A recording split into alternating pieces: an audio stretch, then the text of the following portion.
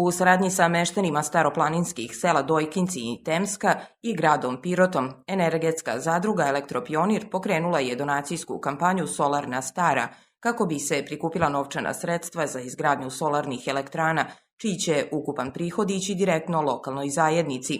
Ovo će biti prve zadružne solarne elektrane u Srbiji. Ovdje smo sa razlogom da pripremimo materijal za našu crowdfunding kampanju. Naša crowdfunding kampanja ima za ideju da sakupi sredstva za izgradnju dve solarne elektrane na Staroj planini, jednu na Domu kulture u Dojkincima, druga upravo ovdje na krovu mesne zajednice u Temskoj.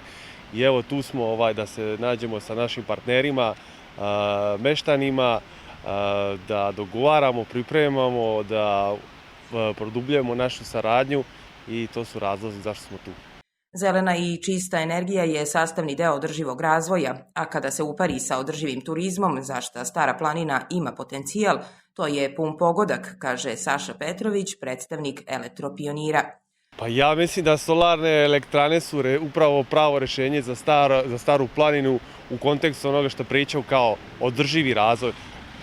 Održiva energetika, odnosno zelena i čista energija je jedan sastavni deo održivog razvoja i Stara planina je idealno mjesto za to i to može lepo da se upari sa održivim turizmom i može jako fini branding da se radi, da zaista Stara planina postane jedan jedinstveni primjer održivog turizma, a onda zato s time i solarne elektrane su neizostavni deo upravo tog paketa. Svojom donacijom putem platforme donacije.rs građani mogu direktno pomoći izgradnju solarnih elektrana u Temskoj i Dojkincima. Sav godišnji prihod koji se u narednih 25 godina ostvari od proizvodnje i prodaje električne energije iz ovih elektrana biće stavljen na raspolaganje lokalnim udruženjima i organizacijama za aktivnosti koje unapređuju život zajednice.